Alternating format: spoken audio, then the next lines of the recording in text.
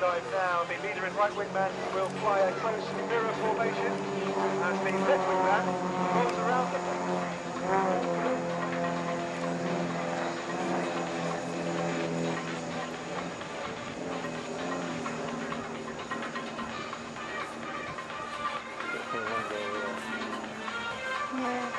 Really demanding manoeuvre this as the wingman rolls around the smoke of the other two aircraft, inverted the other two. He's not doing anything now, he's stopped. He's just going to wait for the runway. Jumps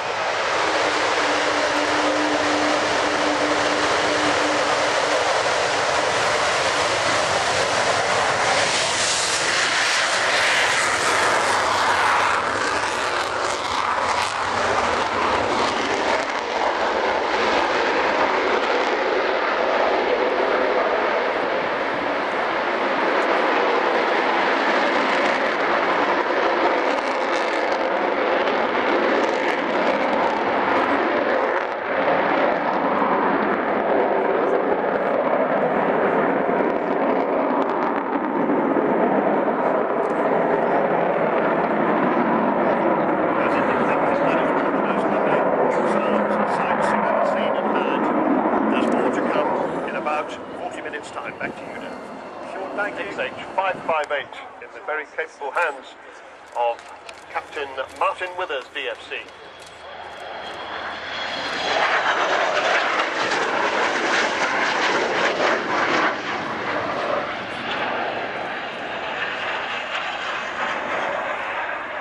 Fortunately, have not dropped any rain on us today. Of course, right at the end of Vulcan's operational career in 1982, supported by Victors and other Vulcans, Vulcan 607 hit the centre line of the Port Stanley runway in the Falkland Islands with one bomb and the edge of the runway with another, making the runway unusable for Argentine fast. The man flying it, the captain, was Martin Withers, flying this aircraft for us today.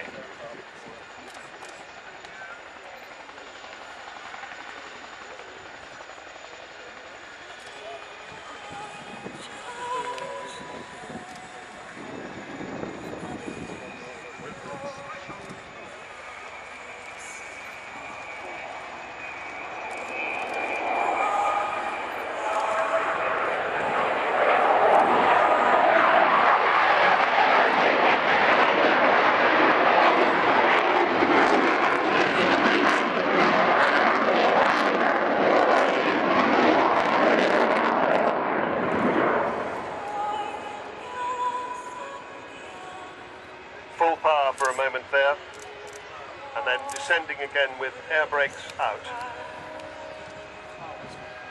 See the air brakes sticking out on top and bottom of the wing. As she turns back towards us, they'll be selecting the bomb doors open, so as she flies by next time, we shall see the enormous, capacious bomb bay, the bomb bay that carried 21,000 pounds of bombs, 21 separate 1,000-pound bombs, all the way to the Falkland Islands. That's 7,760 miles round trip.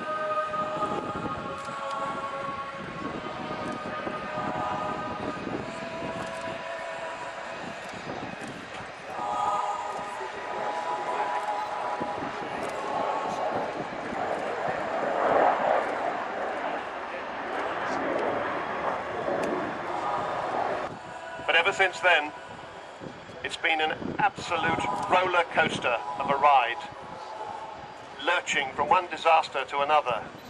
But you, the great British people, have raised £8 million to keep this aircraft flying. Here she is with the bomb doors closing as she comes past again.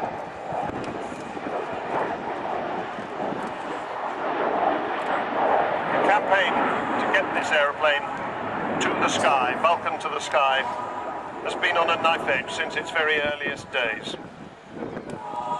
There has been enormous support from this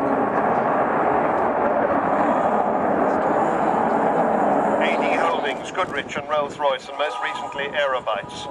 And throughout it all, C. Walton Limited at Bruntingthorpe.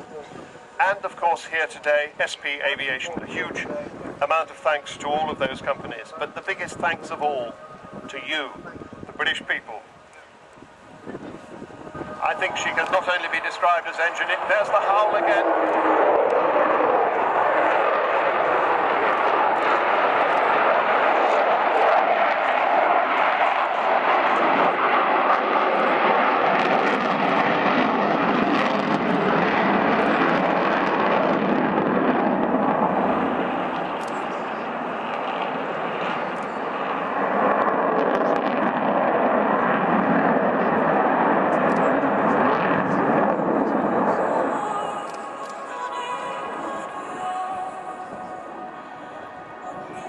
A little trail from the port wingtip there of that great delta wing. The Americans used to call this the aluminum overcast because when she flies over, the sky goes dark.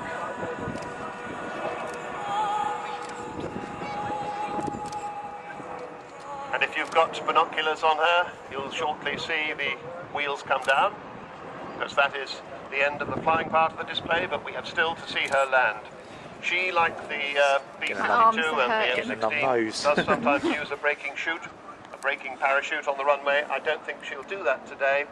It's quite expensive and we're not flush for money, as we've been explaining, and she doesn't need it on this runway, unless Martin Withers changes his mind and decides to use the braking chute. Well, I suspect she'll be able to go round the aircraft. They'll charge you for that.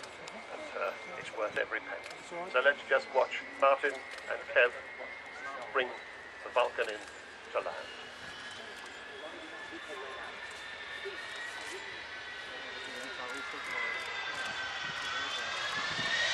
Touchdown now, 16 wheels on the ground, 2 to go. See how long he holds the nose up. Bringing the stick back again, 16 wheels rolling nicely on the run.